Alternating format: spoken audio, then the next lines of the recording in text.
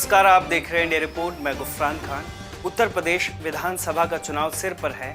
ऐसे में सभी पार्टियां सियासी बिसात बिछाने में जुटी हैं। चुनाव हो और मुसलमानों की याद ना आए, ऐसा हो नहीं सकता। हमारे गांव में कहावत है, मुसलमान आलू की तरह होता है, किसी के साथ मिलाकर सब्जी बना लो। इस वक्त भी सबसे बड़ा सवाल यही है, मुसलमान आखिर किसके साथ जाएगा।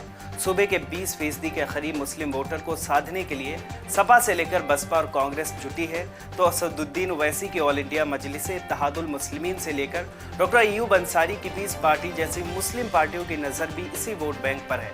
सबसे दिलचस्प है, जिन्हें लगता है कि उनका वोट नहीं चाहिए और जो उम्मीद में है दोनों के लिए मुसलमान बड़े काम की चीज़ हैं। जिन्हें उनका वोट नहीं चाहिए वे मुसलमानों से जुड़े हर मामले पर सीधे इशारे में खुलकर बोल रहे हैं। जिन्हें उनका वोट चाहिए वे बहुत ही नपे-तुले अंदाज में मुसलमान बोल रहे हैं और मुसलमान कश्मकश में हैं।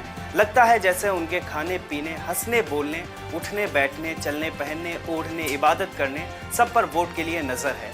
आपको बताते हैं कि उत्तर प्रदेश में करीब 20% मुस्लिम मतदाता हैं।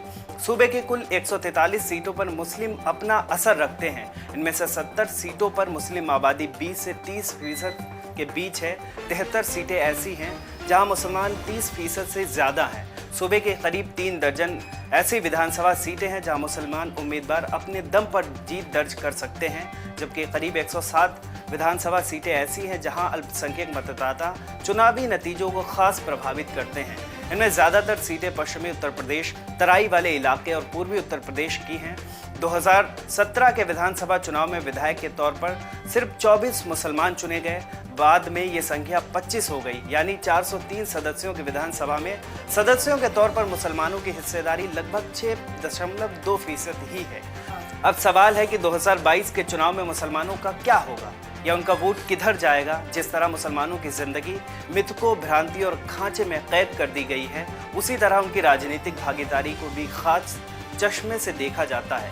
यूपी में पिछले 3 दशकों में सपा और बसपा ने मुस्लिमों का किस तरह से सियासी इस्तेमाल किया है, कांग्रेस इसे लेकर माहौल बनाने में जुटी है। इतना ही नहीं, सपा राज्य में हुए दंगों की याद भी दिला रही है।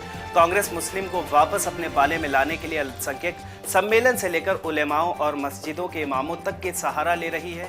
इतना ही नहीं, 2022 के चुनाव में बड़ी संख्या में मुस्लिम कैंडिडेट उतारने की तैयारी भी कांग्रेस ने कर रखी है। इंडिया रिपोर्ट के इस वीडियो में आज के लिए बस इतना ही। ऐसे ही तमाम जानकारी के लिए बने रहिए इंडिया रिपोर्ट के साथ।